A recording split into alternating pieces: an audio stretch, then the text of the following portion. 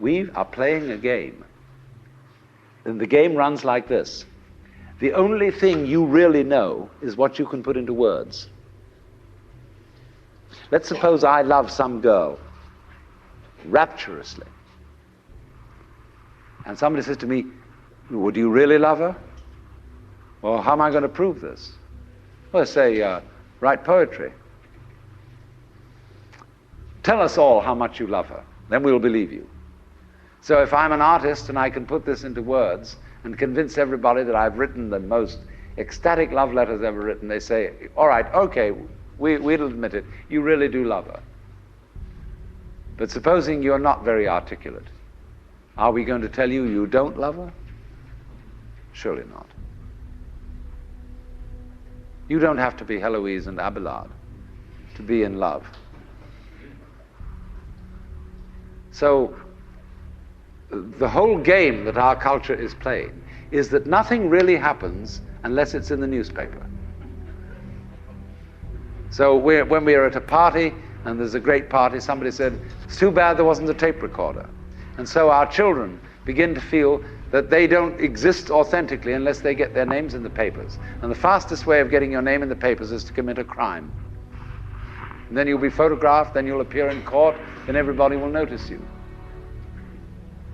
It really happened if it was recorded. In other words, if you shout and there doesn't come back an echo, it didn't happen. Well, that's a real hang-up. It's true, there's fun with echoes. We all like singing in the bathtub because there's more resonance there. And when we play a musical instrument like a violin or a cello, it has a sounding box because that gives resonance to the sound. And in the same way, the cortex of the human brain enables us, when we are happy, to know that we are happy.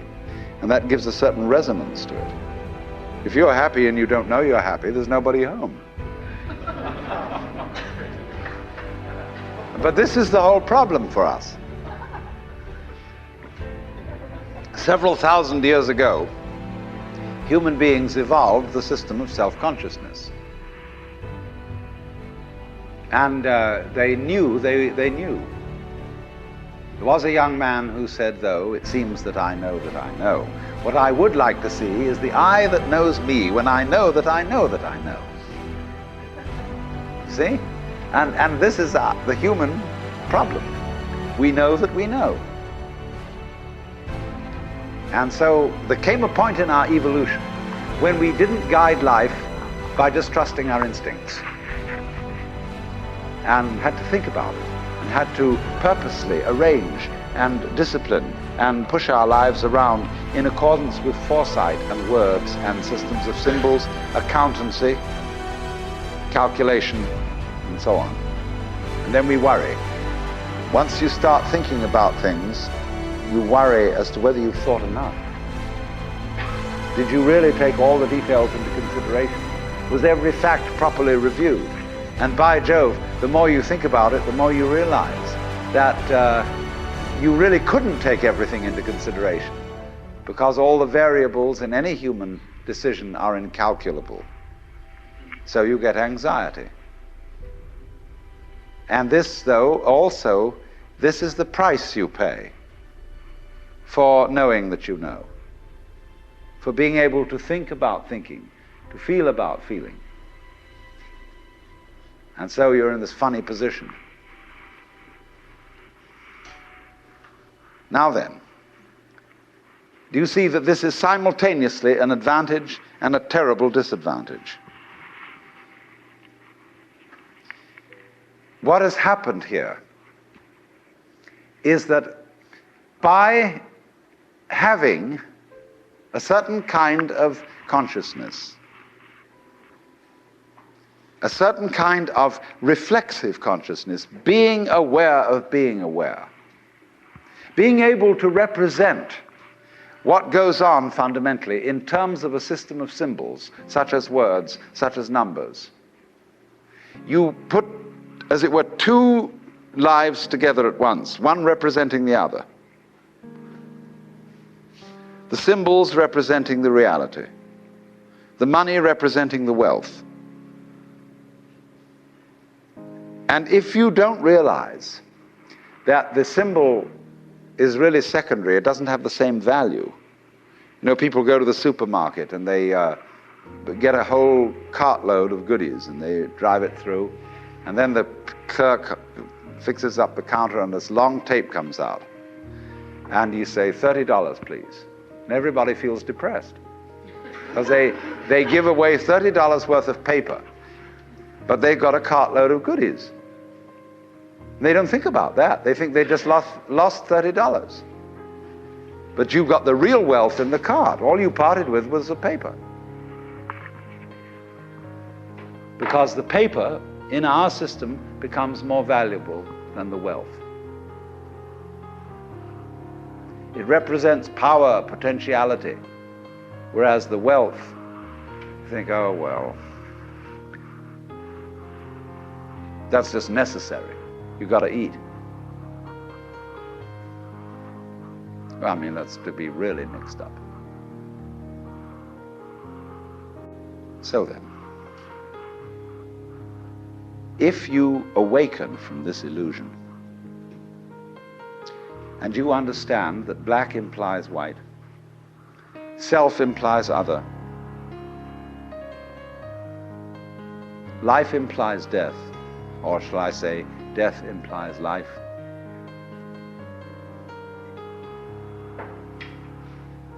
you can feel yourself not as a stranger in the world, not as something here on probation, not as something that has arrived here by fluke, but you can begin to feel your own existence as absolutely fundamental. What you are basically, deep, deep down, far, far in, is simply the fabric and structure of existence itself. So, say in Hindu mythology, they say that the world is the drama of God. God is not something in Hindu mythology with a white beard that sits on a throne and that has royal prerogatives. God in Indian mythology is the self, Satchidananda, which means Sat, that which is, Chit, that which is consciousness, that which is Ananda is bliss. And in other words, what exists, reality itself, is gorgeous. It is the plenum, the fullness of total joy. Wow-wee. And all those stars, if you look out in the sky, as a firework display like you see on the 4th of July, which is a great occasion for celebration. The universe is a celebration. It is a fireworks show to celebrate that existence is. Wow-wee. And then they say, but however, there's no point just in sustaining bliss. Let's suppose that you were able every night to dream any dream you wanted to dream. And that you could, for example, have the power within one night to dream 75 years of time, or any length of time you wanted to have. And you would naturally, as you began on this adventure of dreams, you would fulfill all your wishes. You would have every kind of pleasure you could conceive. And after several nights of 75 years of total pleasure each, you would say, well, that was pretty great. But now let's have a surprise. Let's have a dream which isn't under control, where something is going to happen to me that I don't know what it's going to be. And you would dig that and come out of that and say, wow, that was a close shave, wasn't it? And then you would get more and more adventurous, and you would make further and further out gambles as to what you would dream. And finally, you would dream where you are now. You would dream the dream of living the life that you are actually living today. That would be within the infinite multiplicity of choices you would have, of playing that you weren't God. Because the whole nature of the Godhead, according to this idea, is to play that he's not. The first thing he says to himself is, man, get lost. Because he gives himself away. The nature of love is self-abandonment, not clinging to oneself. Throwing yourself out, as in, for example, in basketball, you're always getting rid of the ball. You say to the other fellow, have a ball. See? And that keeps things moving. That's the nature of life. So in this idea then, everybody is fundamentally the ultimate reality. Not God in a politically kingly sense, but God in the sense of being the self, the deep down basic whatever there is. And you're all that, only you're pretending you're not. And it's perfectly okay to pretend you're not, to be absolutely convinced, because this is the whole notion of drama. When you come into the theater, there is a proscenium arch and a stage, and down there is the audience. And everybody assumes their seats in the theater and are going to see a comedy, a tragedy, a thriller, or whatever it is. And they all know as they come in and pay their admissions that what is going to happen on the stage is not for real. But the actors have a conspiracy against this, because they're going to try and persuade the audience that what is happening on the stage is for real. They want to get everybody sitting on the edge of their chairs. They want to get you terrified or crying or laughing. Absolutely captivated by the drama. And if a skillful human actor can take in an audience and make people cry, think what the cosmic actor can do. Why, he can take himself in completely. He can play so much for real that he really believes it is. Like you sitting in this room, you think you're really here. Why, you've persuaded yourself that way. You've acted it so damn well that you know this is the real world. But you're playing it. It's because the audience and the actor is one. Because behind the stage, there's the green room. Off-scene, obscene, where the actors take off their masks. You know that the word person means mask? The persona, which is the mask worn by actors in Greco-Roman drama, because it has a megaphone-type mouth which throws the sound out in an open-air theater. So per, through, sona, what the sound comes through, that's the mask. How to be a real person, how to be a genuine fake. A mask. So the dramatis personae at the beginning of a play is the list of masks that the actors will wear. And so in the course of forgetting that this life is a drama, the word for the role, the word for the mask, has come to mean who you are genuinely, the person, the proper person. Incidentally, the word parson is derived from the word person. Person of the village. Person around town, parson. It's funny. So anyway then, this is a drama. I'm not trying to sell you on this idea in the sense of converting you to it. I want you to play with it. I want you to think of its possibilities. I'm not trying to prove it. I'm just putting it forward as a possibility of life to think about.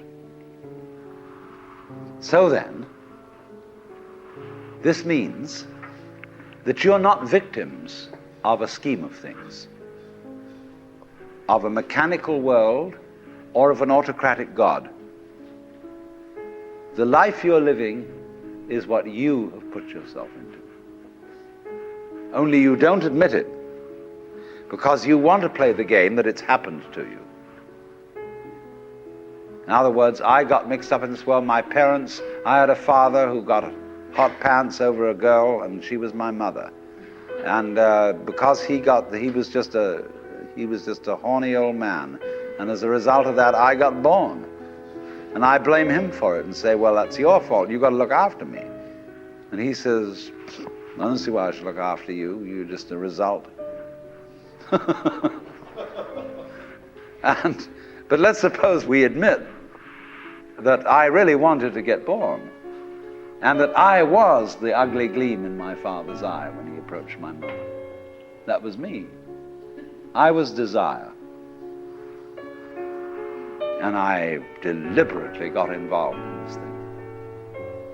Look at it that way instead. And that even if I got myself into an awful mess, and I got born with syphilis and the Great Siberian Itch and tuberculosis and in a Nazi concentration camp, nevertheless, this was a game which was a very far-out play. It was a kind of cosmic masochism. But I did it. Isn't that an optimal game rule for life? Because if you play life on the supposition that you're a helpless little puppet that got involved, or if you play it on the supposition that it's a frightful, serious risk and that we really ought to do something about it and so on, it's a drag. There's no point in going on living unless we make the assumption that the situation of life is optimal. That really and truly we are all in a state of total bliss and delight. But we are going to pretend we aren't just for kicks. You play non-bliss in order to be able to experience bliss. And you can go as far out as non-bliss as you want to go. And when you wake up, it'll be great. You know, you can slam yourself on the head with a hammer because it's so nice when you stop. And it makes you realize, you see, how great things are when you forget that that's the way it is. And that's just like black and white. You don't know black unless you know white. You don't know white unless you know black. This is simply fundamental. So then, here's the drama. My metaphysics, let me be perfectly frank with you, are that there is the central self. You can call it God, you can call it anything you like. And it's all of us. It's playing all the parts of all beings whatsoever, everywhere and anywhere. And it's playing the game of hide and seek with itself. It gets lost, it gets involved in the farthest out adventures, but in the end, it always wakes up and comes back to itself. And when you're ready to wake up, you're going to wake up. And if you're not ready, you're going to stay pretending that you're just a little, poor little me. And since you're all here and engaged in this sort of inquiry and listening to this sort of lecture, I assume that you're all on the process of waking up. Or else you're teasing yourselves with some kind of flirtation with waking up, which you're not serious about. But I assume maybe you are, not serious but sincere, that you are ready to wake up. So then, when you're in the way of waking up and finding out who you really are, you meet a character called a guru. As the Hindus say this word, the teacher, the awakener. And what is the function of a guru? He's the man who looks at you in the eye and says, oh, come off it. I know who you are. You know, you come to the guru and say, sir, I have a problem. I'm unhappy and I want to get one up on the universe, or I want to become enlightened. I want spiritual wisdom. And the guru looks at you and says, who are you? You know Sri Ramana Maharshi, that great Hindu sage of modern times? People used to come to him and say, Master, who was I in my last incarnation? As if that mattered. And he would say, who is asking the question? And he'd look at you and say, basically, go right down to it. You're looking at me, you're looking out, and you're unaware of what's behind your eyes. Go back in and find out who you are, where the question comes from, why you ask. And if you've looked at a photograph of that man, I have a gorgeous photograph of him. And you look in those, I walk by it every time I go out of the front door. And I look at those eyes and the humor in them, the lilting laugh that says, oh, come off it. Shiva, I recognize you. When you come to my door and you say, I'm so-and-so, I say, ha ha, what a funny way God has come on today.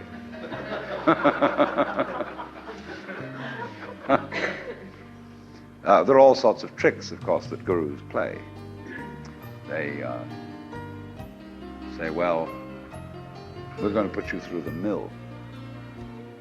And the reason they do that is simply that you won't wake up until you feel you've paid a price for it.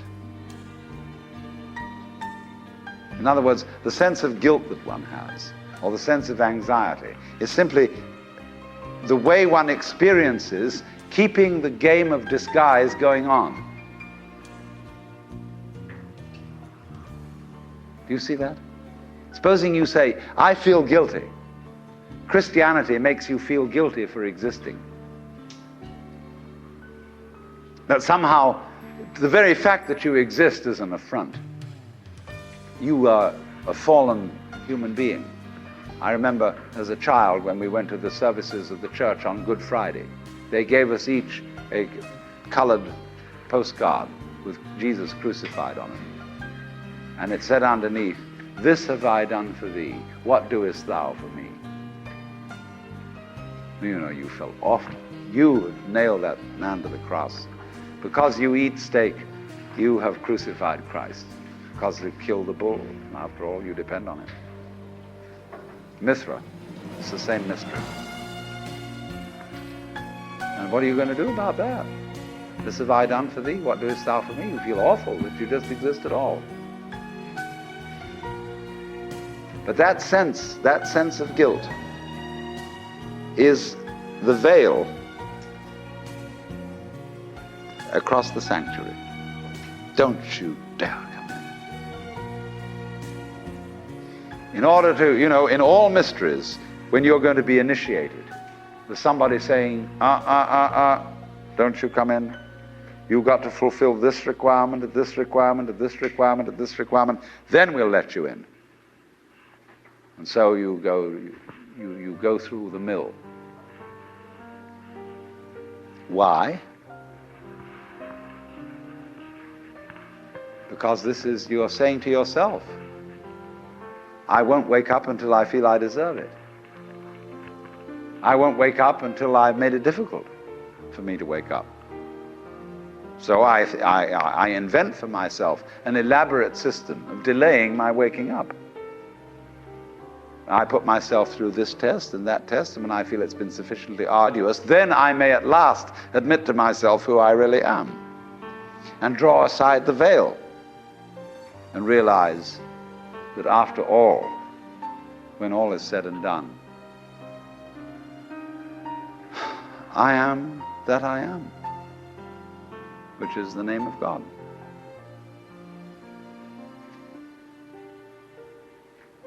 And when it comes to it, that's really rather funny. They say in Zen, when you attain Satori, nothing is left to you at that moment but to have a good laugh.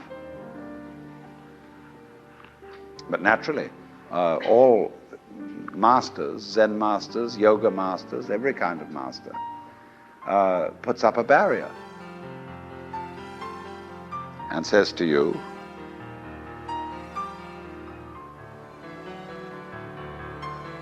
he simply plays your own game. We say anybody who goes to a psychiatrist ought to have his head examined. Because when you go to a psychiatrist, you define yourself as somebody who ought to have his head examined. Same way, the Zen masters say anybody who studies Zen or comes to a Zen master ought to be given 30 blows with a stick. Because he was stupid enough to pose the question that he had a problem. But you're the problem. You put yourself in this situation. So it's a question fundamentally. Do you define yourself as a victim of the world or as the world? You can define yourself. You see, if you identify you with what you call the voluntary system of the nerves and say, only that's me, and that's really a rather limited amount of my total performance, what I do voluntarily, then you've defined yourself as the victim in the game. And so you are able to feel that life was a trap. Something else, whether it was God or whether it was fate or whether it was the big mechanism, the system, imposed this on you. And you can say, poor little me. But you can equally well, and with just as much justification, define yourself not only as what you do voluntarily, but also what you do involuntarily. That's you too. Do you beat your heart or don't you? Or does it just happen to you? And if you define yourself as the works, then nobody's imposing on you. You're not a victim. You're doing it. Because you can't explain how you do it in words, because words are too clumsy. And it takes too long to say. You get bored with it. But actually, then you can say, with gusto, I am responsible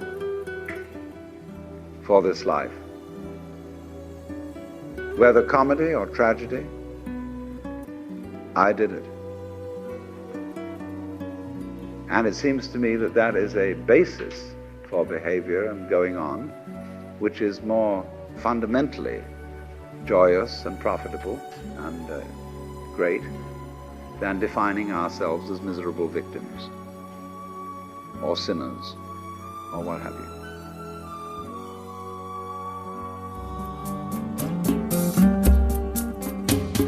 Out of Your Mind now continues with the next lecture from the Nature of Consciousness lecture series.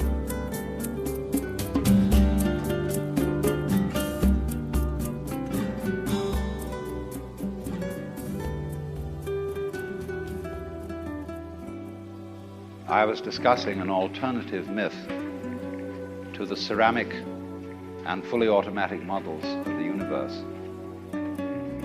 I'll call the dramatic myth. The idea that life as we experience it's a big act, and that behind this big act is the player. And the player, or the self, as it's called in Hindu philosophy, the Atman, is you. Only you are playing hide and seek, since that is the essential game that's going on. It's the game of games. It's the basis of all games, hide and seek. And so since you're playing hide and seek, you are deliberately, although you can't admit this, or won't admit it, you are deliberately forgetting who you really are, or what you really are, and the knowledge that your essential self is the foundation of the universe, the ground of being, as Tillich calls it, is something you have as what the Germans call a Hintergedanke. A Hintergedanke is a thought way, way, way in the back of your mind, way back here somewhere. Something that you know deep down, but can't admit. So, in a way then, in order to bring this to the front, in order to know that that is the case, you have to be kitted out of your game.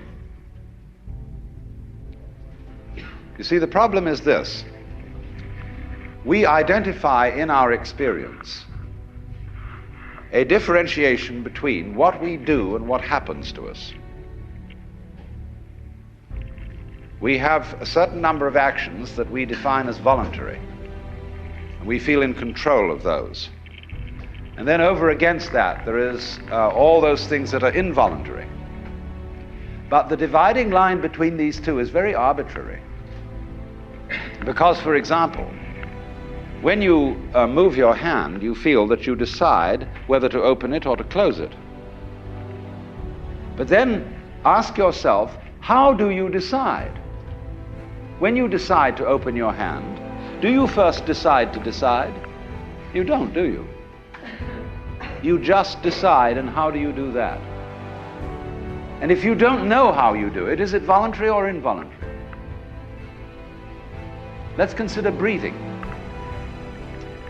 You can feel that you breathe deliberately. You can control your breath. But when you don't think about it, it goes on. Is it voluntary or involuntary? So we come to have a very arbitrary definition of self. That much of my activity which I feel I do. And that then doesn't include breathing most of the time.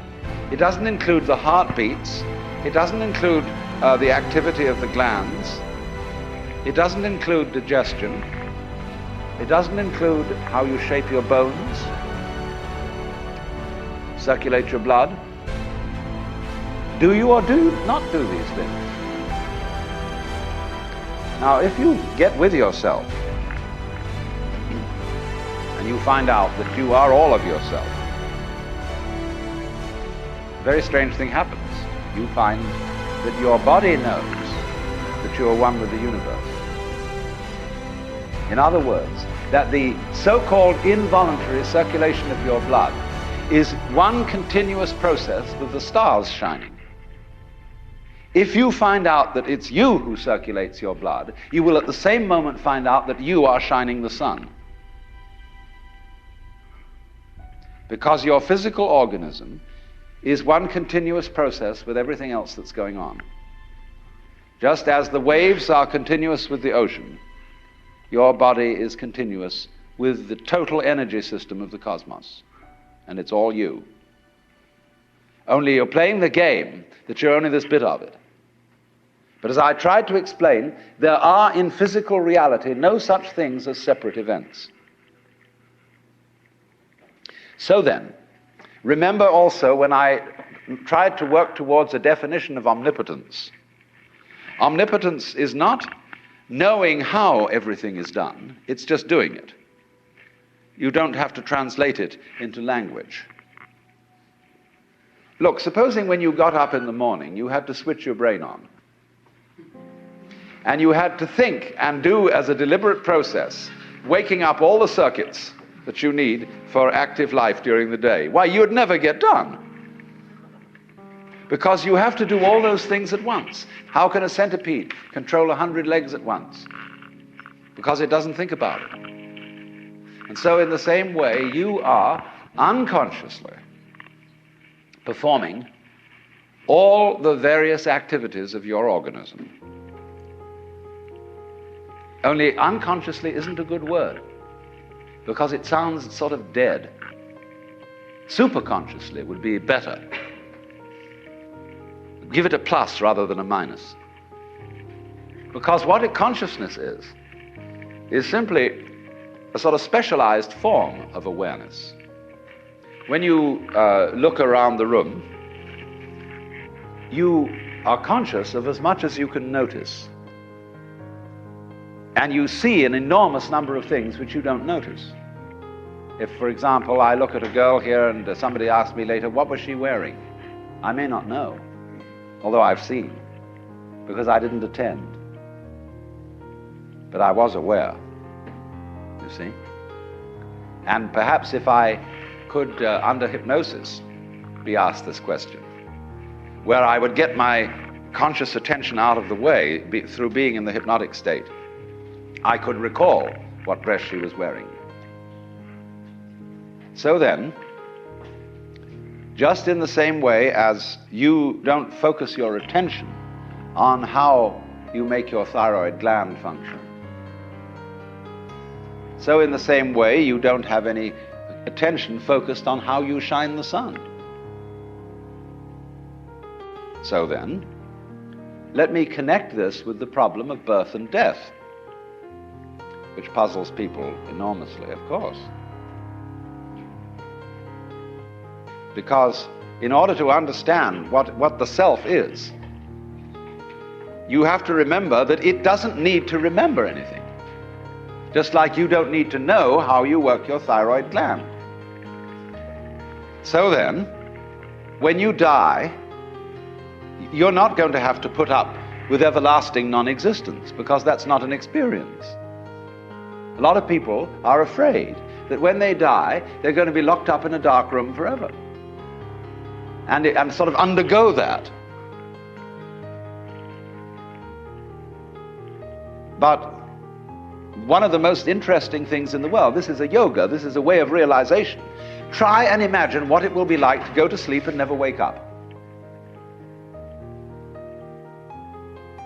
Think about that. Children think about it. It's one of the great wonders of life. What will it be like to go to sleep and never wake up? And if you think long enough about that, something will happen to you. You will find out, among other things, that it'll pose the next question to you. What was it like to wake up after having never gone to sleep? That was when you were born. You see, you can't have an experience of nothing. Nature abhors a vacuum. So after you're dead, the only thing that can happen is the same experience, or the same sort of experience as when you were born. In other words, we all know very well that after people die, other people are born. And they're all you. Only you can only experience it one at a time. Everybody is I. You all know you are you. And wheresoever beings exist throughout all galaxies, it doesn't make any difference. You are all of them. And when they come into being, that's you coming into being. You know that very well. Only you don't have to remember the past. In the same way, you don't have to think about how you work your thyroid gland or whatever else it is in your organism. You don't have to know how to shine the sun. You just do it. Like you breathe. Doesn't it really astonish you that you are this fantastically complex thing? And that you're doing all of this and you never had any education in how to do it? You never learned, but you're this miracle? Well, the point is that from a strictly physical, scientific standpoint, this organism is a continuous energy with everything else that's going on. And if I am my foot, I am the sun. Only we've got this little partial view. We've got the idea that, no, I'm just something in this body. The ego. That's a joke. The ego is nothing other than the focus of conscious attention. It's like a radar on a ship. The radar on a ship is a troubleshooter. Is there anything in the way? And conscious attention is a designed function of the brain to scan the environment, like a radar does, and note for any trouble-making changes. But if you identify yourself with your troubleshooter, then naturally you define yourself as being in a perpetual state of anxiety. And the moment we cease to identify with the ego and become aware that we are the whole organism, you realize as the first thing how harmonious it all is. Because your organism is a miracle of harmony. All this thing functioning together. Even those corpuscles and creatures that are fighting each other in the bloodstream and eating each other up. If they weren't doing that, you wouldn't be healthy. So what is discord at one level of your being is harmony at a higher level. And you begin to realize that, and you begin to be aware too that the discords of your life and the discords of people's life, which are a fight at one level, at a higher level of the universe, are healthy and harmonious. And you suddenly realize that everything that you are and do is at that level as magnificent and as free of any blemish as the patterns in waves, the markings in marble, the way a cat moves, and that this world is really okay and can't be anything else, because otherwise it couldn't exist. But the reality underneath physical existence, or which really is physical existence, because in my philosophy there's no difference between the physical and the spiritual. These are absolutely out-of-date categories. It's all process. It isn't stuff. on the one hand and form on the other. It is pattern. Life is pattern. It is a dance of energy. So I will never invoke spooky knowledge. That is to say that I've had a private revelation or that I have sensory vibrations going on a plane which you don't have. Everything is standing right out in the open. And it's just a question of how you look at it. So you do discover, when you realize this, the most extraordinary thing to me that I never cease to be flabbergasted at whenever it happens to me. Some people will use a symbolism of the relationship of God to the universe, wherein God is, say, brilliant light, only somehow veiled, hiding underneath all these forms that you see as you look around you. So far, so good. But the truth is funnier than that. It is that you are looking right at the brilliant light now,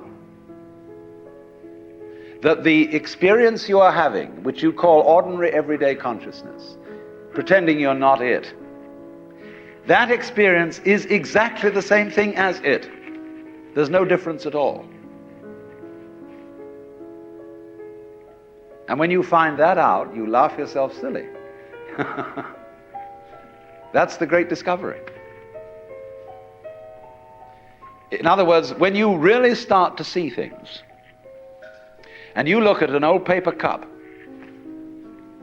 and you go into the nature of what it is to see, what vision is, or what smell is, or what touch is, you realize that that vision of the paper cup is the brilliant light of the cosmos. Nothing could be brighter. 10,000 suns couldn't be brighter. Only they are hidden in the sense that all the points of the infinite light are so tiny when you see them in the cup. They don't blow your eyes out. But it is actually, see, the source of all light is in the eye. If there were no eyes in this world, the sun would not be light. You evoke light out of the universe. In the same way, you, by virtue of having a soft skin, evoke hardness out of wood. Wood is only hard in relation to a soft skin. It's your eardrum that evokes noise out of the air. You, by being this organism, call into being the whole universe of light and color and hardness and heaviness and everything, you see? But in the mythology that we've sold ourselves on during the end of the 19th century, when people discovered how big the universe was, and that we live on a little planet in a solar system on the edge of a galaxy, which is a minor galaxy, everybody thought, we're really unimportant after all. God isn't there and doesn't love us, and nature doesn't give a damn. And we put ourselves down, see? But actually, it's this little funny microbe, tiny thing, crawling on this little planet that's way out somewhere, who has the ingenuity, by nature of this magnificent organic structure, to evoke the whole universe out of what would otherwise be mere quanta. There's jazz going on. But you see, this little ingenious organism is not merely some stranger in this. This little organism on this little planet is what the whole show is growing there, and so realizing its own presence. Well, now here's the problem. If this is the state of affairs, which is so, and if the consciousness state you're in at this moment is the same thing as what we might call the divine state, if you do anything to make it different, it shows you don't understand that it's so. So the moment you start practicing yoga, or praying, or meditating, or indulging in some sort of spiritual cultivation, you are getting in your own way. The Buddha said, we suffer because we desire. If you can give up desire, you won't suffer. But he didn't say that as the last word. He said that as the opening step of a dialogue. Because if you say that to someone, they're going to come back after a while and say, yes, but I'm now desiring not to desire. And so the Buddha will answer, well, at last you're beginning to understand the point.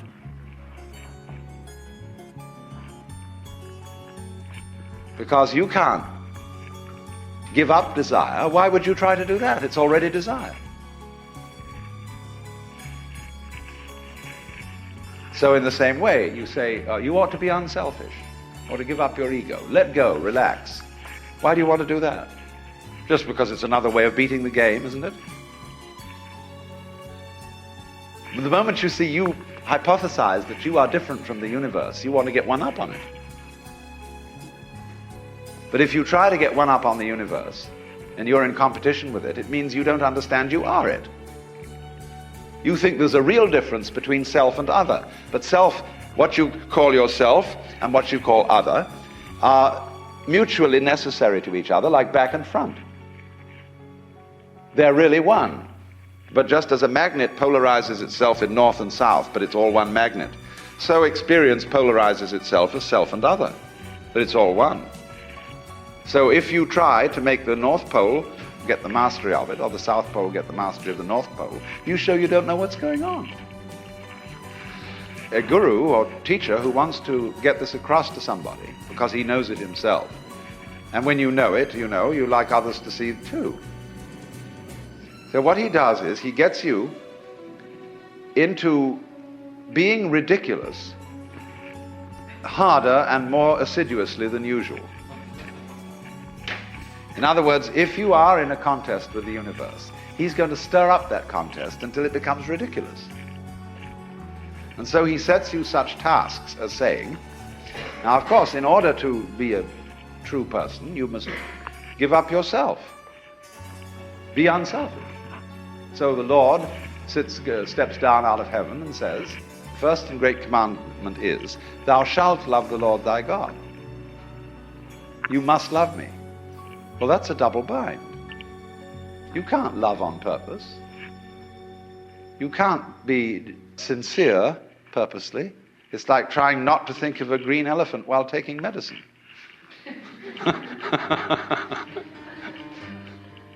But if a person really tries to do it, so, you know, this is the way Christianity is rigged, you should be very sorry for your sins.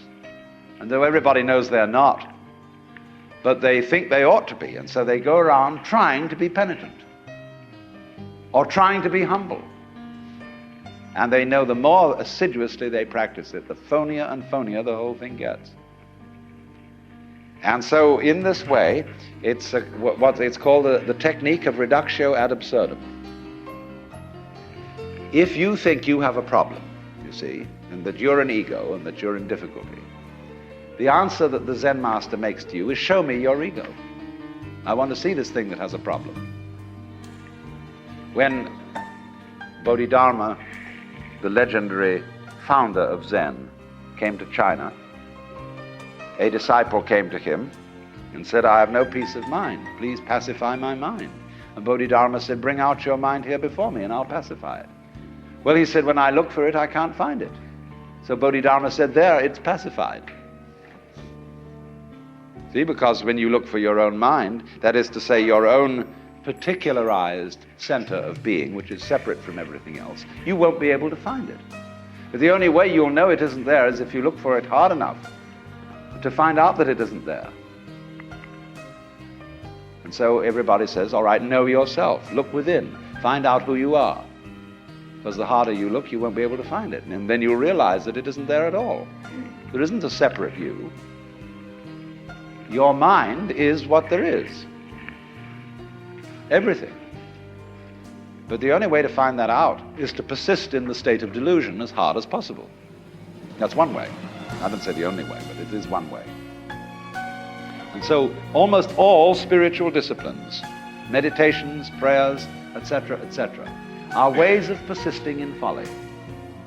Doing resolutely and consistently what you're doing already. So if a person believes that the earth is flat, You can't talk him out of that. He knows it's flat. Look out of the window and see. It looks flat. So the only way to convince him that it isn't is to say, well, let's go and find the edge. And in order to find the edge, you've got to be very careful not to walk in circles, or you'll never find it that way. So we've got to go consistently in a straight line, due west, along the same line of latitude. And eventually, when we get back to where we started from, you've convinced the guy that the earth is round. But that's the only way that'll teach him. Because people can't be talked out of illusions. Well, now, there is another possibility, however. But this is more difficult to describe. Let's say we take as the basic supposition,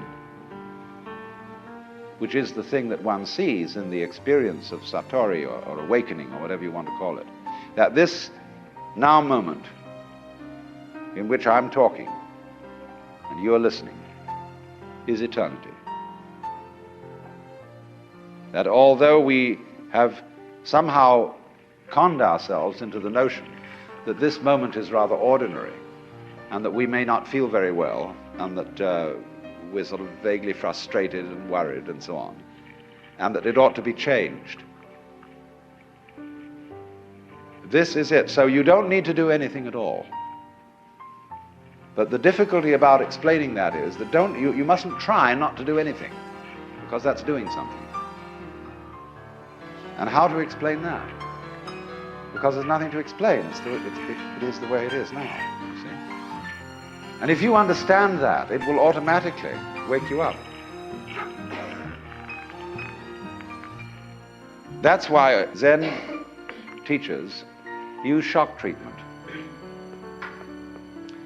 to sometimes while they hit people or shout at them or create a sudden surprise. Because it is that jolt that suddenly brings you here. See, there's no road to here, because you're already there. And if you ask me, how am I going to get here? It'll be like the famous story of the American tourist in England who asked some yokel the way to Upper Tuddenham, little village. And the yokel scratched his head and he said, "Well, sir, I do know where it is, but if I were you, I wouldn't start from here."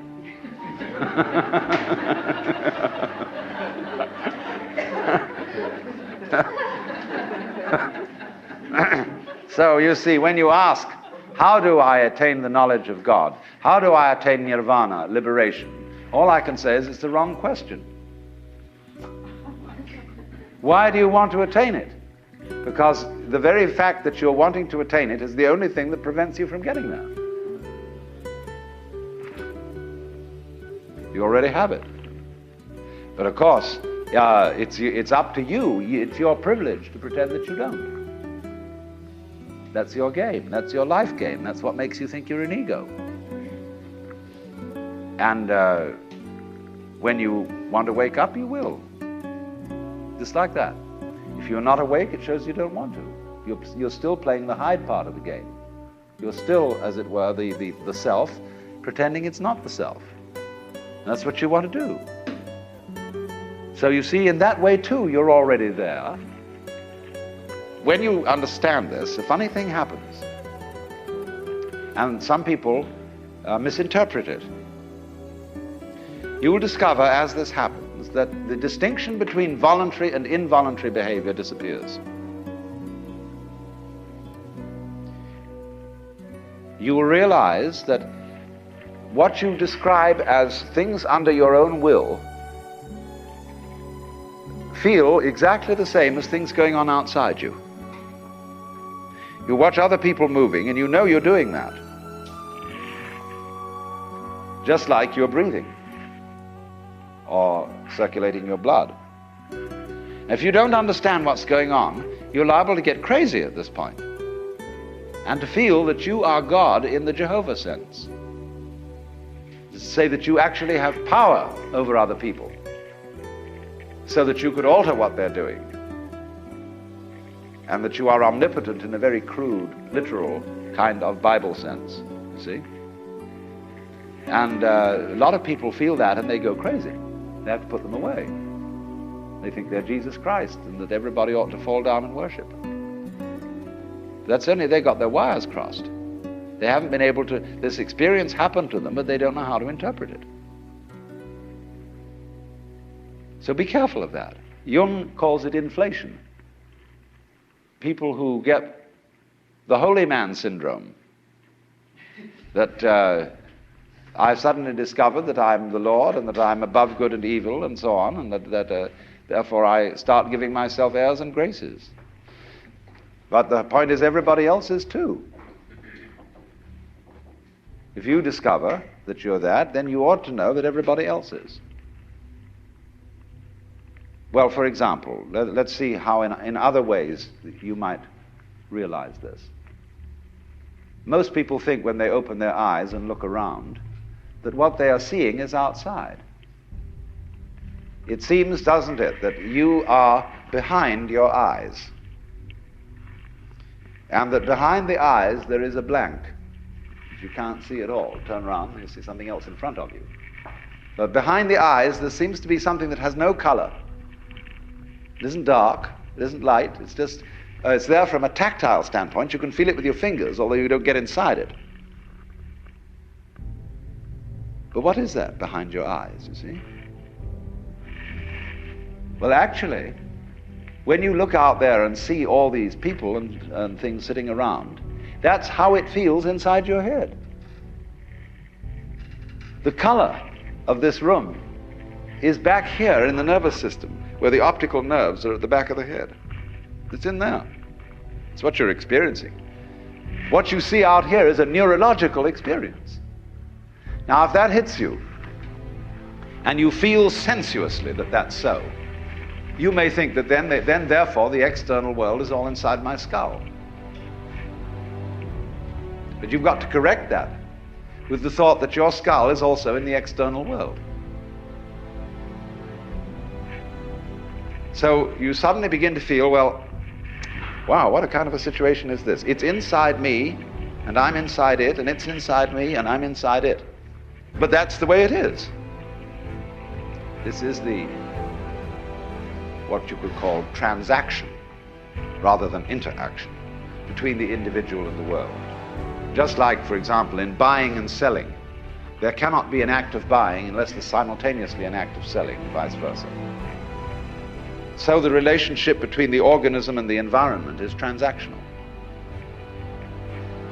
The environment grows the organism, and in turn the organism creates the environment. The organism turns the sun into light, but it requires there to be an environment containing a sun for there to be an organism at all. And the answer to it is simply, they're all one process. And it isn't that organisms by chance came into this world. Put it rather that this world is the sort of environment which grows organisms. It was that way from the beginning. Just in the same way, the organisms may in time have arrived in the scene or out of the scene later than the beginning of the scene.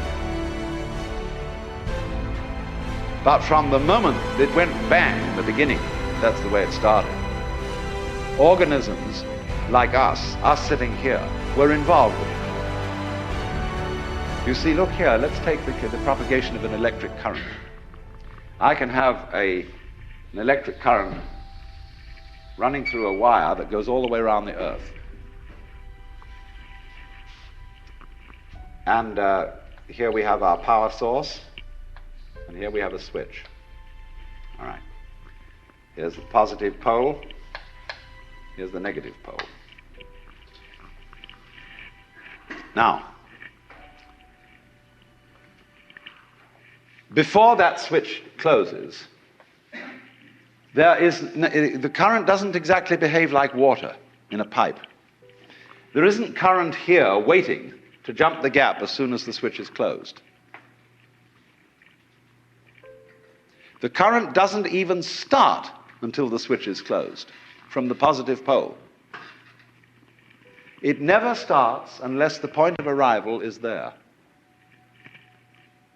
Now, it'll take an interval for that current to get going and circuit if it's going all the way around the Earth. It's a long run. But the finishing point has to be closed before it will even start from the beginning.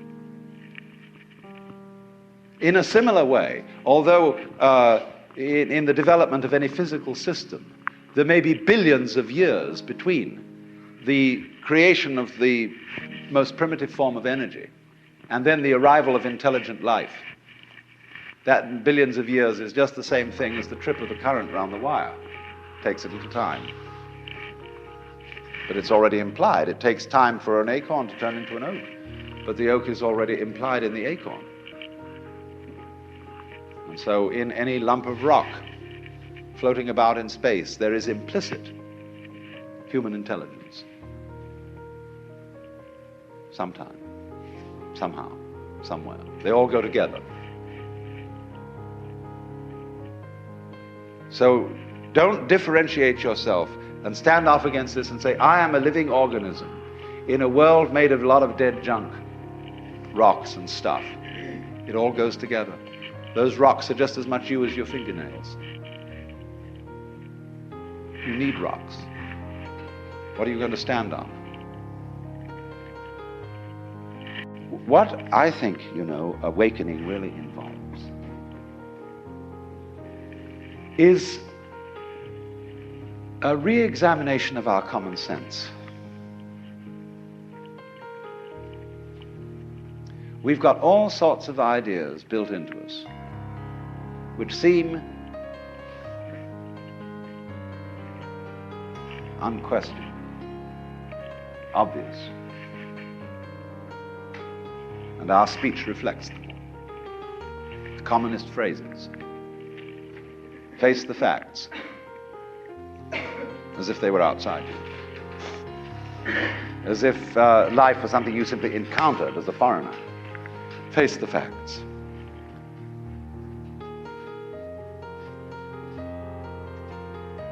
Our common sense has been rigged, you see, so that we feel strangers and aliens in this world. And this is terribly plausible, simply because it's what we're used to. That's the only reason. But when you really start questioning this, say, is that the way I have to assume life is? I know everybody does, but does that make it true? It doesn't necessarily. It ain't necessarily so. And so then as you question this basic assumption that underlies our culture, you find you get a new kind of common sense. It becomes absolutely obvious to you that you are continuous with the universe. For example, people used to believe that the people who lived in the Antipodes would fall off. And that was scary. But then when somebody sailed around the world, and we all got used to it, and now we travel around in jet planes and everything, we have no problem about feeling that the Earth is globular. None whatever. We got used to it. So in the same way, Einstein's relativity theories, the curvature of the propagation of light, that began to bother people when Einstein started talking like that. But now we're all used to it.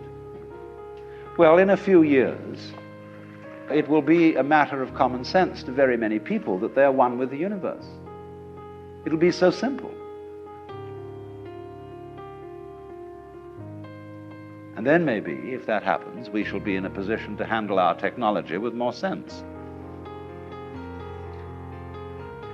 With love instead of with hate for our environment.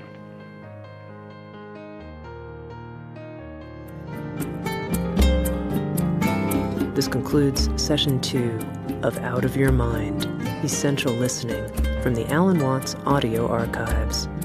Our program continues with Session 3.